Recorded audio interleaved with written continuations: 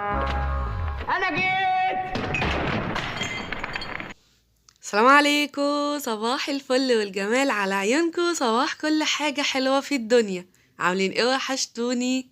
صباحكم زي الفل، صباحكم زي العسل. والنهاردة هنبدأ مع بعض يوم جديد، يوم جديد كله طاقة وتشجيع ونشاط ان شاء الله.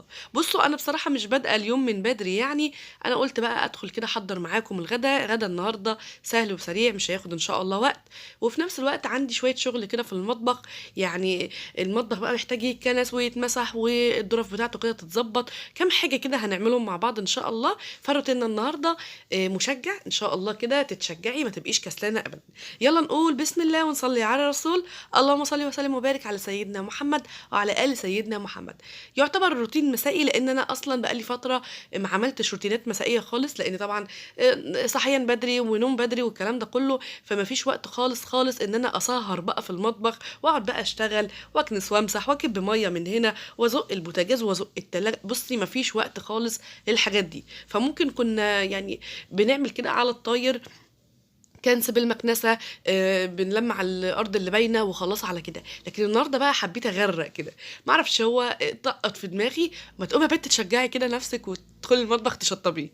فقلت لا خلاص، انا بقى ادخل كده اعمل الغدا وانضف البوتاجاز بالمره واخلص مواعيني واغسل الارض واظبط الرخامات. وعندي كام ضرفه كده بس عملتهم مع نفسي، قلت اما اظبطهم، لان طبعا لما بتغسلي مواعين في حاجات كتيره بتبقى بره، زي مثلا حلل، زي صواني، زي حاجات بايركس مثلا طواجن. فانا قلت قبل ما احط الحاجات دي في مكانها اظبط الظرف نفسها واخلص كده منهم، عشان طبعا المطبخ عندي يفضل نظيف. طيب بتعملي ايه دودو بما ان الروتين ده متصور اخر يوم في الشهر اللي فات؟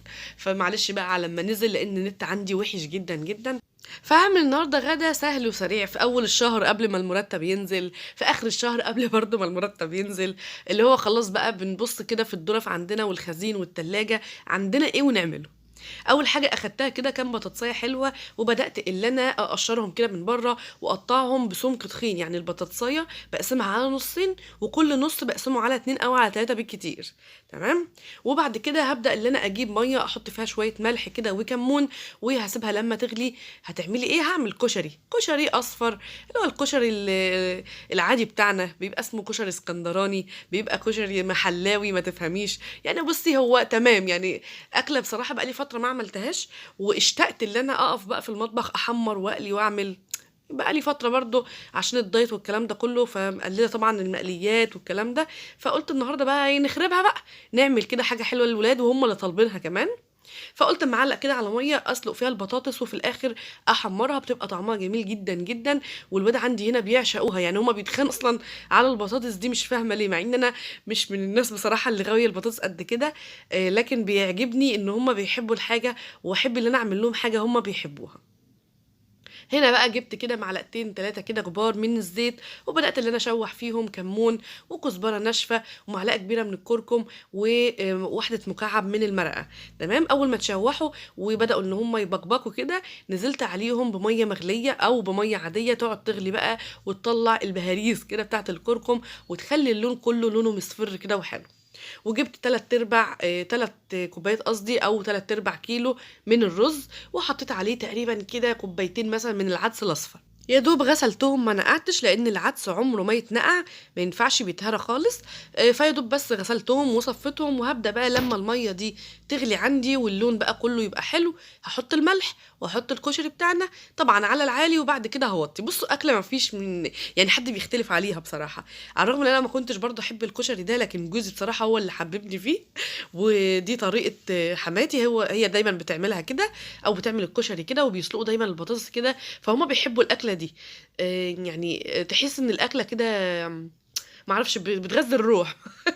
ما تفهميش يعني، هما بيحبوها فانا حبيتها بصراحه على حبهم ليها. المهم احط كده بقى الرز والعدس الاصفر، وعلى العالي بقى اول ما يغلي هبدا ان انا اوطي عليه لحد ما يتشرب. وفي حله تانية جبت ميه اسيبها تغلي يعني بحبه ملح وخل صغيرين، وحطيت فيهم البيض يتسلق. طبعا في الوقت ده كان عندي حبه مواعين كده حلوين، وانا قلت ادخل اعمل الغدا ولا اشطب المطبخ، فقلت لا انا هعلق على الغدا ودي من الحاجات بصراحة اللي بتنجزني كده. أنا على الغدا مثلًا واشغّل البوتاجاز، الحاجة تتسلق، الحاجة تتعمل، على ما أخلّص بقى المواعين دي، أول ما أخلّصها من هنا أبُص ألاقي الأكل خلص عندي ونتغدى بقى وبتاع. طبعًا الأكلة دي بتحب السلطة الخضرا، فأنا هاعمل برضه جنبها شوية سلطة حلوين كده. بما إنِّك بتعملي دايت فكتّري من الخضار، كتّري من الخضار المطبوخ، كتّري من الخضار اللي هو الني اللي هو في السلطة.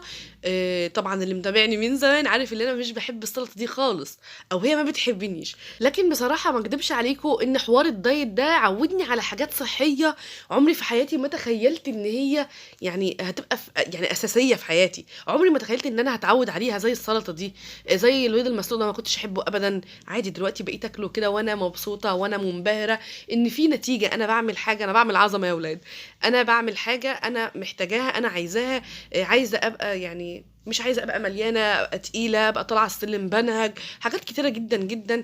السمنة أو التخن عمومًا بيرهقنا نفسيًا. يعني أنا بابقى ساعات باصّة لنفسي مش حابة نفسي خالص وما عنديش ثقة في نفسي أبدًا.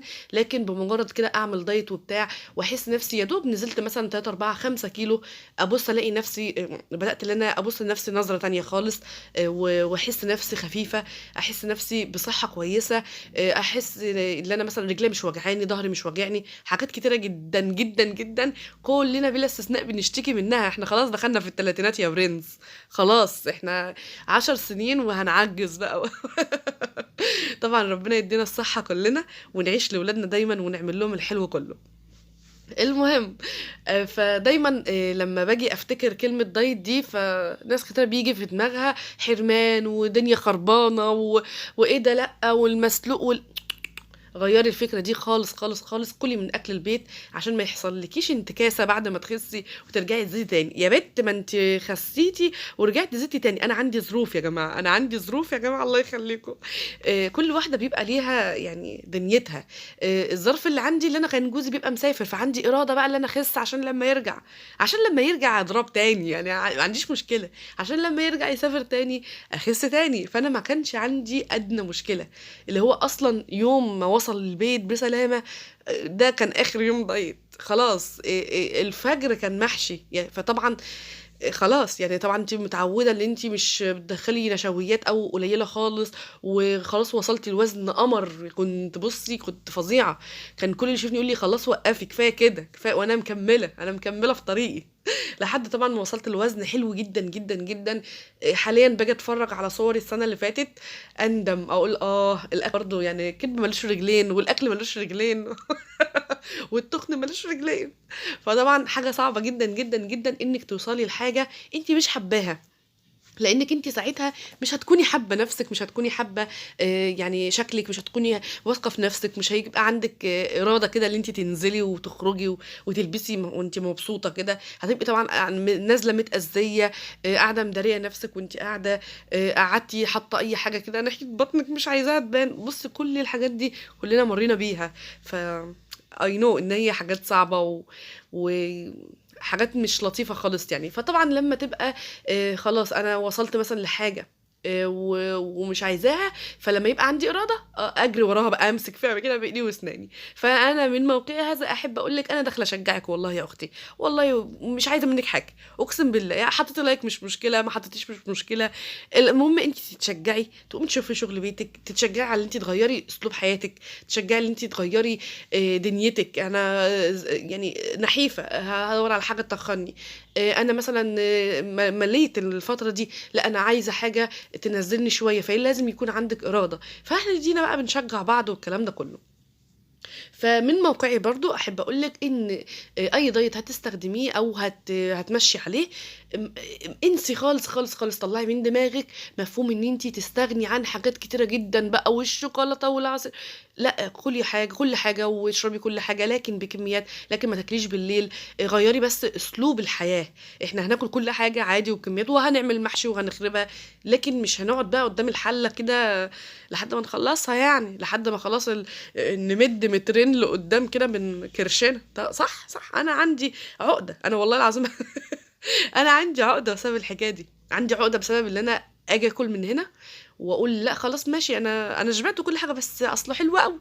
ابص يعني اتمديت 2 متر لقدام فطبعا ببقى ايه ده، إيه انت بتعملي ايه في نفسك؟ فستوب يا جدعان، ستوب، وقفي كل حاجه بتعمليها في حياتك غلط، وقفي، ستوب لكل حاجه. إيه، باكل غلط، إيه، اوقف. حياتي غلط، بوقف. إيه، بنام متاخر واصحى متاخر وحياتي متشقلبه، ستوب. لما يجي الاجازات والكلام ده بقي نايمي متاخر وعادي براحتك، يعني حابه راحه، لكن في طول السنه كده بلاش. يعني ما انصحكيش، هتبقى اسلوب حياه وولادك هيكبروا على كده، وهتيجي بقى بعد كده تقولي لا ده غلط، وتيجي تغيري مش هتعرفي تغيري، لان العيال يعني بتكبر بقى وهيبقوا متعودين خلاص.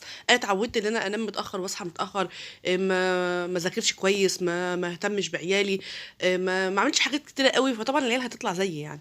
المهم، طبعا زي ما انتم شايفين بقى الفيديو بيحكي عن نفسه. انا قلت بقى ما اعمل شويه سلطه كده حلوين. عايزه اقول لك ان البطاطس دي كانت عامله شبه البغاشه كده، طريه بطريقه ومرمله، كانت قمر قمر.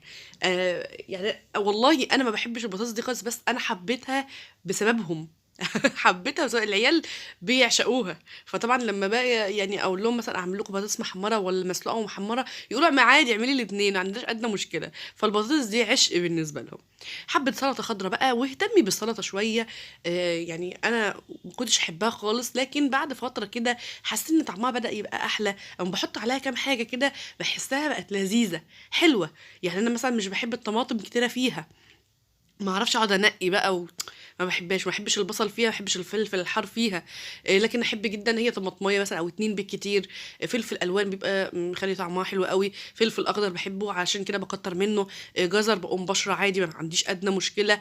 شويه خضره، وبعشق الخضره بجد، بحبها جدا جدا. تحت مشويات، في قلب سلطه، في اي حاجه بحب الخضره جدا جدا، لكم ان تتخيلوا. وادي الجزرايه اللي دايما نيجي نبشرها نلاقي الحته الصغيره دي وعورتنا وبتاع، كليها. جيتي على اخر يا ستي كليها، ده للعيال، تشغليش دماغي. طبعا احلى طبق سلطه لما تبقي عاملاه كده بمزاج. وبصراحه اكل النهارده ليه شوقه، بقى ليه فتره ما عملتوش، فليه شوقه، فاحنا كنا قاعدين منتظرين، ها يلا فحلو يا ولاد، حلو والله. يعني اكلات كده بتبقى بننساها. سيبك بقى من المحمرات والمشويات والمقليات والصواني والحاجات النواشف. تعالي مره كده اعمل لهم اكله كده من بتوع زمان كده، تحسسيهم ان في دفء كده. والله بجد، شوربة عدس، شوية قلقاس كده بخضرة كده حلوين، شوية كده كشر أصفر كده وبطاطس محمرة وبتاع وحبة سلطة حلوة. لا يعني الأكلات دي بتبقى جميلة. عارفة الحمص اللي كنا بنعمله ببيض كده زمان بيبقى حلو قوي. عارفة البطاطس المكعبات اللي بنعملها في صلصة بس كده بتوم، من غير حاجة، وناكلها جنب رز. أكلات كده جميلة زمان كده كنا بنعملها. طبعا سلقت البيض وحمرته كده زي ما انتم شايفين، وتعالي بصي على البطاطس وجمالها، مرمله جدا من جوه، والتحميره بتاعها قمر. عايزه اقول لك ان انا بعد ما خلصت الكميه دي عملت نفس الكميه تاني، لان هم طلبوا منها تاني وحباها جدا. وطبعا ما يحلاش الكشري غير بمعلقه السمنه القمر دي. إيه يعني حاجه كده حكايه يا ولاد، انا ما اعرفش اكله من غير سمنه ابدا. هي معلقه بصراحه، هي معلقه مش كتيره يعني، نصايه كده، وعلى العيال كده نص معلقه، حاجه كده صغننه تدي طعم بس وريحه ولون كده بتلمع الكشري كده، بيبقى طعمه حلو قوي. وبصوا بقى النظرة تشويقية للقمر. رايحة فين؟ حطي لايك هنكمل. طبعا انا غسلت مواعين، لسه هرجع اغسل مواعين تاني واشطب بقى البوتاجاز واشوف بقى انا ورايا ايه في المطبخ. فتشجعي معايا، ما تبقيش كسلانه. لو جاتلك ساعه كده قلتي لا يلا ما ادخل اشجع نفسي كده وادخل المطبخ واشطبه، فاطلعي بحاجه حلوه. اعملي لهم غدا حلو زي اللي انا عاملاه ده، والله العظيم غدا فعلا قمر. اعملي حاجه حلوه للولاد، اعملي لهم حاجه يشربوها، اعملي معجنات، شوفي انتي عايزه تعملي ايه. واقعدي بقى على الرواقه كده تخشي طب المطبخ. طبعا هنا الحمد لله اتغدينا ودخلت غسلت الطبقين اللي طلعوا عشان ارجع اكمل، ما بقاش شايله هم مواعين تاني. اللي هو دخلت اغسل ايدي وغسلت الطبقين وطلعت. بعد كده بقى قعدت ساعه ساعتين وقلت لا يلا، حبه شجاعه كده، حبه نشاط كده، ادخلي بقى. عندي البوتاجاز بصراحه حرفيا كان محتاج اللي هو بقى يتزق من مكانه، ويتعمل من وراه، وفي نفس الوقت البوتاجاز نفسه بقى من طرطشة الزيت، واللي انا بحمر حاجة بقلي حاجة بعمل حاجة، ابص الاقي الدنيا ايه زي ما انتوا فاهمين. الازاز كلها بقى عايزه تتغسل وتتصبن كده، وفي نفس الوقت تتملى وتتركن. ما عدناش طبعا بنحط بقى ميه ساقعه في التلاجة، فبملى الازاز كلها واحطها على الرخامه، اللي عاوز يشرب يشرب براحته. تحت الشباك، فتحسي ان الهوا كده اللي داخل مسقعها اصلا، فبتبقي حاسه يا عيني اللي هي ساقعه على اسنانك. بس هنعمل ايه؟ ما الواحد برضو ما بيقدرش يستغنى عن الميه الساقعه دي، مش بسهوله، مش بين يوم وليله شلت الميه الساقعه وهم هيتقبلوا، لا خالص. المهم، فانا ركناها تحت الشباك على اساس ان الميه مثلا تبقى ساقعه كده من حراره الجو، وهي جنب البوتاجاز. بس مش طبعا مش طول النهار البوتاجاز شغال يعني، اللي لنا ولا علينا. طبعا كان المفروض ان انا اخد بقى الحوامل والعيون، لكن قلت لا، الارض فعلا كانت محتاجه كنسه بمسحه محترمه، اشيل الحاجه كلها من مكانها، والتلاجة والفريزر والغساله، كل حاجه تتشال من مكانها وتتروق كده تروقه حلوه. فانت لو بقالك فتره ما عملتيش كب ميه كده وبصابون بقى وباريال بقى والكلام ده كله وبكلور، وتدعكي بقى الارض كده بالمقشه وبتاع، فانت فايتك كتير. لا قومي يلا. في الوقت ده انا كان عندي فول، كنت نقعاه من قبل الروتين ده بيوم، كان المفروض ان انا ادمسه الصبح، لكن قلت خليها طالما كده كده هصور روتين مسائي، خليه في المسائي ويقعد بقى ايه براحته يستوي، ما عنديش ادنى مشكله. بصي بقى، انا طبعا كنت نقعاه، والفول لازم يعني يتنقع يوم كامل مش ليله. يعني انا مثلا عاملاه امبارح من الصبح، عدى اليوم كله، وتاني تاني يوم لحد دلوقتي، مثلا دلوقتي حوالي 8 بالليل 9 بالليل كده يعني. طبعا مش روتين مسائي بقى اللي هو 1 بالليل والكلام ده صراحة، لكن برضو لسه بننام بدري عشان الحضانات، لسه بننام بدري عشان برضو احنا متعودين ان احنا ننام بدري ونصحى بدري، لان ده صحيا افضل. تمام، حتى لو مش ورانا حاجة، فالافضل ان انت تنامي بدري وتنامي ولادك بدري عشان تقومي بصحة كويس، تقومي فايقة. شوفي انت وراكي ايه. تعالي بقى هندمس شوية فول زي الزبدة زي القمر زي العسل، حلو جدا جدا جدا. غسلت الفول كويس جدا بعد طبعا ما اتنقع زي ما اتفقنا، وبدأت ان انا احط كده عليه. ما طبعا مش عايزة ان انا ارقم مواعين، فهعمل ايه؟ الحاجة اللي تطلع على طول هوب سلام على الحوض على طول. اللي هو في ثانية، مش عايزة ان انا ارقم بقى، ما هو لسه بقى المعالق اللي هتطلع، ولسه مش عارفة القطاعة اللي هتطلع، لا اول باول كده. طبعا عملت الفول اهو، اخدت بصلتين كده قطعتهم مكعبات زي ما انت شايفه كده بالظبط، او ابشريها بتبقى احلى، او اضربها في الكبه. طيب فايدة البصل ايه؟ البصل بيخلي ريحة الفول تحفة. تميس الفول بالبصل، وحطي بصل وحطي مكعب من التوم وحطي الاضافات اللي احنا هنحطها دلوقتي، هيروح في حتة تانية خالص. ده مكعب توم من الفريزر، هحط معلقة كبيرة حلوة كده من الكركم بيخلي لونه حلو جدا، ونص معلقة من البيكنج باودر، ما عنديش حطيت بيكنج صودا، اللي عندي بشتغل فيه طبعا يعني ايه، انا كنت جايبه بس عشان اعمل كيكه فمش راضيه ان انا اخده. حطيت واحده مكعب مرق بتخلي برضو ريحه الفول حلوه، ممكن تستغني عنها مفيش اي مشكله. ودي مرقه بتاعت لحمه. ومعلقه صلصه كبيره. اوعي تحطي طماطم، الطماطم بقى بيبقى فيها بذر وقشور، وهتلاقي ان الفول فيه قطع من الطماطم وانا ما بحبهاش، عشان انا ما بحبهاش فبحط صلصه، فبيخلي لون الفول حلو كده، على الرغم ان الفول عندي لونه غامق لو اخدتوا بالكم.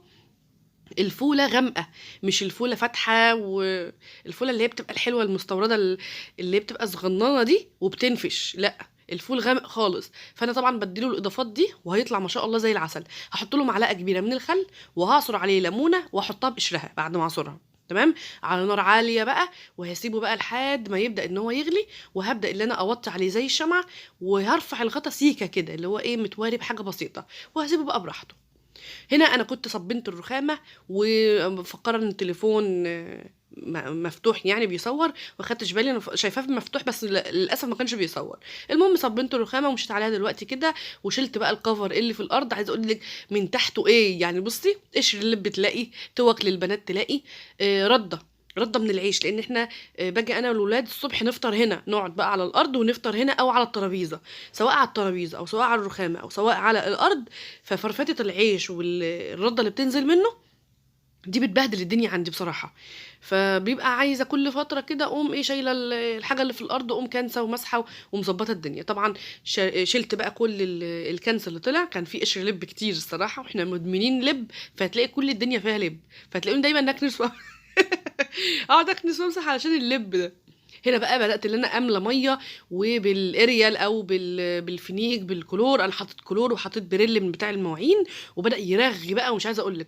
شديت هنا التلاجة والفريزر وعملت من وراهم كويس جدا، وبدات بقى ان انا اكب ميه تاني نضيفه بقى من غير حاجه، وازق بقى بالمساحه. طبعا بقى احلى حاجه في المطبخ ان انا عاملاه عالي، خدي بالك من الحته دي. العالي تعرفي تنضفي من تحته، تكبي ميه وتجريها هتنزل على البلاعه اصلا. تمام. فاحلى حاجه في المطبخ بصراحه ان هو اتعمل عالي. هنا بقى هبدا اللي انا اشطف. انا شاطفه كده كده ورق التلاجة والفريزر، لكن برضو لازم اكب ميه كده واجيب من الجوانب وبتاع، واخلي الدنيا كده ايه تتنفس. حاولي مش بالشرشوبه، حاولي تكب ميه وتزقيها بالمساحه، بتفرق جدا في المسح، بيفرق في النظافه قوي. طبعا انا رغيت بالمقشه، عايزه اقول لك المقشه بتنظف، واكتر حاجه بتنظف الارض المقشه، بتعمل رغاوي حلوه جدا. وانا بصراحه مش مكتره رغاوي عشان انا بتزحلق هنا، والعيال بيقعدوا يضحكوا عليا. طبعا العيال كلها دلوقتي قاعدين بيتفرجوا عليا، قاعدين على الرخامه، فقاعدين بيتفرجوا على مره اتزحلقت قدامهم ومش ناسينها. كل مره لازم يقعدوا يعملوا كده. اتطلب مني كتير جدا، يعني مش عايزه اقول لك كتير جدا جدا، اعملي جوله في المطبخ. بصوا انا هعمل جوله سريعه كده في الانجاز. طبعا بعد ما مسحت المطبخ ونضفت بتاع ده الرخامه والبوتاجاز والمواعين كلها شطبتها، وزي ما بقول لكم قعدت بقى اشتغل في الظرف كده شويه.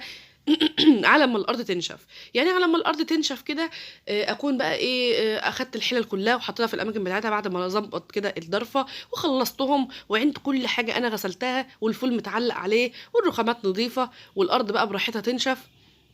تمام. فقلت بقى ما اخد لكم كده جوله سريعه. بصي انا اول ما بدخل من باب المطبخ، ما عنديش باب، انا عندي فتحه للمطبخ زي ما انت شايفه كده، التلاجة، الفريزر، ظرف المطبخ، وحاطه المروحه عشان انا ساعات حتى في الشتاء ببقى بيجي لي خنقه كده، فبشغل مروحه جنبي. تمام. والبوتاجاز في النص كده، وكانت طبعا ما كانش عندي فريزر، فكان الظرف اللي جنب البوتاجاز اللي فوقها الفرن دي كانت الجهه التانيه مكان الفرن، مكان سوري الفريزر. تمام. انا سايبه زي ما بقول لكم كده الارض تنشف براحتها. تمام. فكان عندي الجزء اللي هناك ده فاضي، كنت حاطه فيه تربو فقط لا غير، وما كانش البوتاجاز بقى مزنوق كده، يعني انا مش زنقاه، هو حلو محطوط حلو، لكن كان محطوط براحته، كان تحت الشباك بالظبط. فطبعا اي حاجه كانت تقع كانت بتبهدل الدنيا كده. انا حافظت على المكان. تمام. الجنب التاني حاطه الغساله زي ما انت شايفه كده، هي بايظه دلوقتي فركناها وبشتغل على النص اوتوماتيك، وحاطه بقى تقفيله الحوض والفرن الكهرباء ركناه كده، ساعات مش بستخدمه يعني فركناه كده. طبعا خلاص انا كنت مليت بقى كل الازايز وشطبت كل الحاجه، وقعدت اشتغل بقى زي ما اتفقنا، والفول اهو على نار هاديه قصدي خالص، ورافعه الغطا سيكه كده عشان طبعا ما يفرش ويبهدل البوتاجاز تاني. بصوا ايه رايكم؟ في الوقت ده انا قلت اما ادخل بقى انام شويه، فجت بصراحه كده الساعه تقريبا كانت 11 ونص في الرينج ده، ومش عايزه اقول لك خدرت دخلت نمت. فجوزي بقى لما رجع، كان راجع حوالي يعني مش عارفه كان امتى، بس كان متاخر، فكان جايب لي بقى الكلام ده. فاول ما دخل قال لي انت شطبت المطبخ، يبقى كده اكيد مش هتشغلي البوتاجاز. فقلت له لا عادي، عارفه بقى يعني الشجاعه بتاخدنا، بس احنا بنندم في الاخر. بصي هو جاب لي ايه، جاب لي طماطم، جاب كمان ليمون، فلفل حار وخيار وفلفل رومي عادي، جاب كمان بتنجان لان احنا بنعشقه اصلا متحمر كده، بنحبه جدا وبنعشق المسقعه. تمام. وجاب كمان بطاطس. فبما ان هو جاب بطاطس وما كانش خالص بقى عندي بطاطس صايه ولا ربع بطاطس صايه، اخر بطاطس كنت واخداها بقى الصبح يعني او وانا بعمل الغدا، فبحطها طالما جايه اسبونطه وبطنتها بحطها في كيستها، هي كده كده اصلا مش هتقعد، يعني احنا يعني بنستهلك منها كتير. تمام.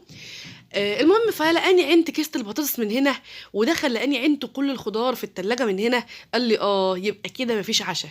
قلت له لا فيه. فطبعا كان في غدا، يعني كان بقيه الغدا، فسخنت الكشري وقلت اما احمر بطاطس تاني، فالبوتاجاز اتبادل تاني والمواعين كترت تاني، ودخلت متعكنينه نايمه تاني. طبعا ما بينتش، خدوا بالكم. فلازم ترد الرد اللي هو المتوقع منه، اللي هو فداك الف مطبخ. ايه يعني مواعين طلعت، ايه يعني طرطشة زيت نغسل البوتاجاز تاني وتالت، مش عايزه اقول لك يعني. فقلت وانا واقفه اكيد كده بقى الدنيا هتتبهدل تاني، فكانت الارض خلاص بقى نشفت. قلت خلاص يا بت شد الاسدال تاني وكملي، هعمل ايه؟ قمت جايه بقى فرشه الكفر كده على الارض زي ما انتم شايفين، ورجعت احمر بطاطس من تاني. حطي بسرعه لايك على الفيديو عشان الفيديو اصلا خلص، عشان انا كنت خلاص جبت اخري. اروح انام بقى خلاص، اليوم خلص والوقت قد قزح. حطي بسرعه لايك على الفيديو لو عجبك، واشوفكم بخير ان شاء الله في فيديو جديد قريبا جدا. ما تنسيش تحت في الكومنتات تقول اللهم صل وسلم وبارك على سيدنا محمد وعلى ال سيدنا محمد، خلي دايما في ذكر كده في الكومنتات. واشوفكم بخير ان شاء الله في فيديو جديد قريبا جدا، مع الف مليون سلامه، هتوحشوني.